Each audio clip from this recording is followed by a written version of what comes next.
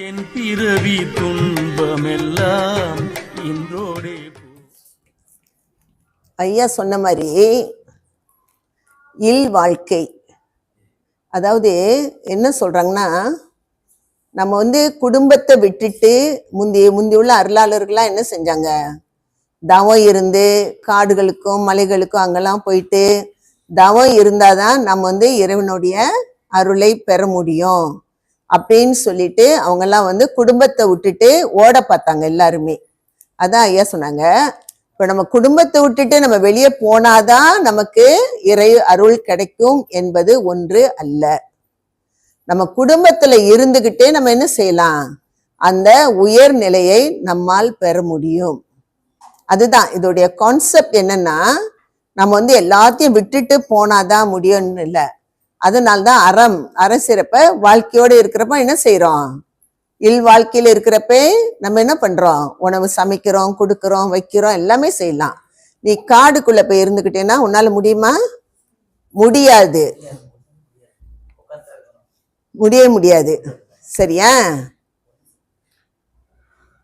அதாவது இது எப்படி வருதுன்னா, இந்த ஜீவகாருண்ய ஒழுக்கத்துல இது எப்படி வருது அப்படின்னா, நம்ம சிவயோக நிலையை நம்ம அடையணும்.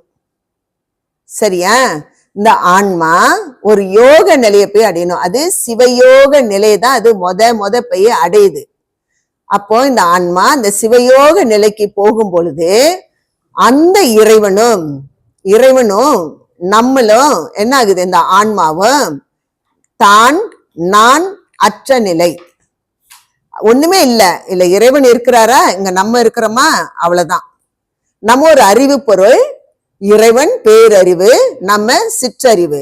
அப்போ அந்த நிலையை இந்த ஆன்மா போய் எட்டும் பொழுது, இப்போ நான் ஒண்ணு இப்ப படிக்கணும்னா நான் என்னோட அறிவை கொண்டுதான் படிக்கணும். சரியா? நான் ஒண்ணு பேசணும்னா அது அறிவை பாவிச்சாதான் நம்ம பேச முடியும்.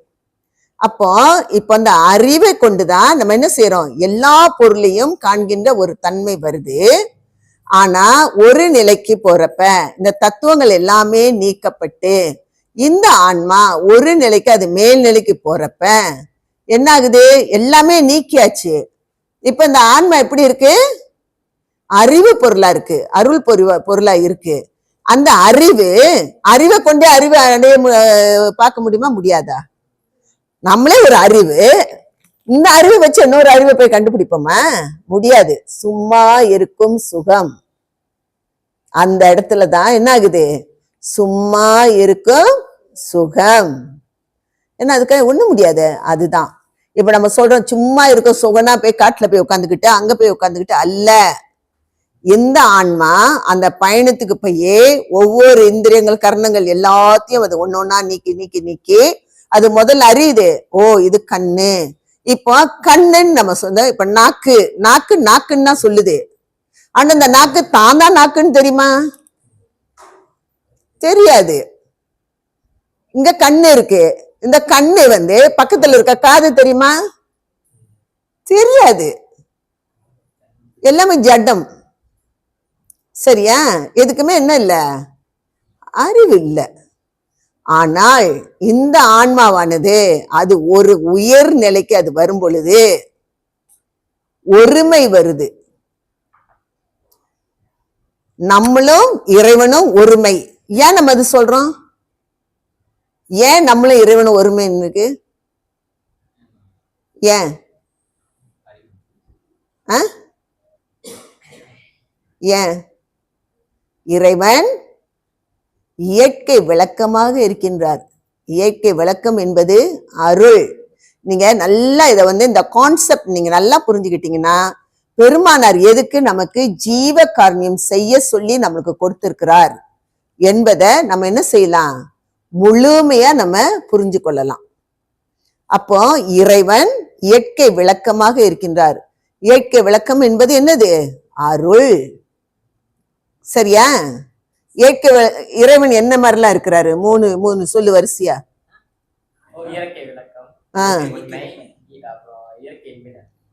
மூன்று. சரியா? இயற்கை விளக்கமாக, இயற்கை இன்பினராக, இயற்கை உண்மையினராக இருக்கின்றார். என்றும் மாறா தன்மை இயற்கை உண்மையினர் என்பது. சரியா? சோ அந்த நிலையில இருக்கிறப்ப இவ்வாறு இறைவன் இயற்கை விளக்கமாக இருக்கின்றாரோ, நாம் எல்லோரும் யாரு? ஆன்ம இயற்கை விளக்கம். நாம் எல்லோரும் யாரு? ஆன்ம இயற்கை விளக்கம். அப்போ நம்மளும் இறைவனும் ஒன்னா இல்லையா? நம்ம ரெண்டு பேருக்குள்ள ஒருமை இருக்கா இல்லையா? கடவுளுக்கும் நமக்கும் ஒருமை இருக்கா இல்லையா? இருக்கு. எதனால இருக்கு? இறைவன் எப்படி இருக்கிறாரு? இருக்கிறாரு. நம்ம எப்படி இருக்கிறோம்? ஆன்ம இயற்கை விளக்கமாக இருக்கிறோம். அந்த ஒருமை, நான் வேறு நீ வேறு அல்ல. அதனால்தான் அப்போ ஒவ்வொரு ஜீவராசிகளும் நம்ம பார்க்கிறப்ப அந்த அந்த அந்த ஒருமை நமக்குள்ள வர வேண்டும். அது ஒரு இயற்கை விளக்கம் தானே. அந்த இதுவும் அப்படின்ற அந்த ஒருமை வர வேண்டும். அப்போ ஒரு நிலைக்கு பெருமானார் சொல்றார் இல்லையா, புருஷார்த்தங்கள் 4, ஏமசித்தி, சாகா கல்வி, தத்துவ நிக்கிரகங்கள், இறைவனை அடைந்து அம்மயமாதல். அப்போ இந்த தத்துவ நிக்கிரகங்கள் என்பது நமக்குள்ள எத்தனை இருக்கு? 36 தத்துவம் இருக்கு. ஆன்ம தத்துவம் 24, வித்யா தத்துவம் 7, சிவ தத்துவம் 5. சோ அப்போ அந்த தத்துவங்கள் எல்லாவற்றையும் நம்ம இப்படி பயணிச்சு போக போக போக இது ஒண்ணுமில்லை, இது இல்ல, இது இல்ல அப்படின்னு அதை கட் ஆஃப் பண்ணணும். நாம் அறிந்து அதை கட் ஆஃப் பண்ணணும். நம்ம அறியணும், அதுக்கப்புறம் அதுல இருந்து விடுதலை படணும். நம்ம அறியணும், அதுக்கப்புறம் அதை விடுதலை படணும். சும்மா நான் எல்லாத்தையும் விட்டுட்டேன், நான் காட்டுக்குள்ள போய் தாடி மீசெல்லாம் வளர்த்துட்டு உட்கார்ந்துருக்க போறதெல்லாம் கதை கிடையாது. நம்ம ஒவ்வொன்றாக ஒவ்வொரு நிலையாக நம்ம அறிஞ்சு அதுல இருந்து விடுபட்டு விடுபட்டு விடுபட்டு இந்த ஆன்மா என்ன ஆகுது? ஒரு நிலைக்கு வர்றப்ப அப்போ அறிவாக அது இருக்கின்றது. ஏன்னா இது எல்லாமே போயிருச்ச போனோடனே அது அறிவாக இருக்கின்றப்ப அது என்ன ஆகுது? தன்னை, அப்போதான் என்ன ஆகுது? தன்னை அது அறிகின்றது. ஆஹா, நான் ஒரு ஆன்மா, நான் ஒரு அறிவு பொருள். அதுதான் தன்னை அறிதல். இப்ப தன்னை அறிந்து இந்த ஆன்மாவானது அந்த அறிவு நிலையில இருக்கிறப்ப என்ன நடக்கும்? இப்ப எதையாவது நான் பார்க்கணும், கண்டுபிடிக்கணும்னா என்னோட அறிவை நான் பாவிக்கணும். நானே அறிவா ஒரு நிலையில நான் ஒரு அறிவு பொருள்னு சொல்லி நான் கண்டுபிடிச்சிட்டேன். நான் அறிஞ்சிட்டேன், நான் ஒரு அறிவுதான் சொல்லி. இதுக்கு மேல அறிவை கொண்டு அறிவு அறியறதுக்கு ஒண்ணுமே இல்லை. அங்க அந்த இடத்துல என்ன ஆகுது?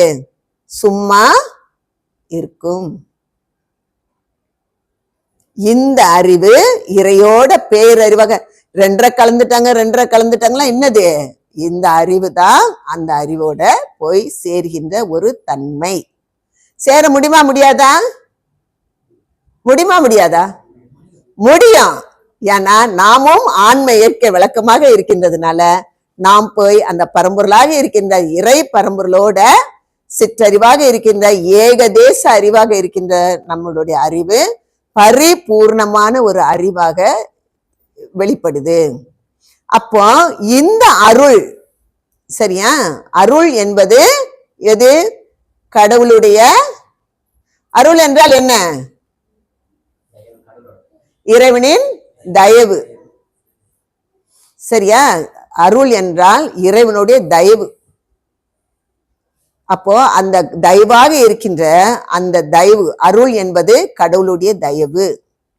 ஜீவகாருண்யம் என்பது ஜீவர்களுடைய தயவு. அப்போ அந்த பெருந்தயவாக இருக்கின்ற அந்த இறைவனுடைய தயவு நீ பெற வேண்டுமானால் நீ என்ன செய்யணும்? சின்ன தயவு கொண்டுதான் பெரிய தயவு பிடிக்கவே முடியும். நான் ஒண்ணுமே செய்ய மாட்டேன், நான் அப்படியே பறந்து மேல போன முடியுமா? முடியாது. அப்ப அந்த சிறு தெய்வ கொண்டுதான் நம்ம என்ன செய்ய முடியும்? பெருந்தயவாக இருக்கின்ற அந்த பரம்பொருளை நாம் எட்டி பிடிக்க முடியும். அதற்கு தான் ஜீவ காருண்யம் நமக்கு கொடுத்திருக்கிறாங்க. உயிர் இரக்கம் நமக்கு வேணும். பிறவி துன்பமெல்லாம் இன்றோடே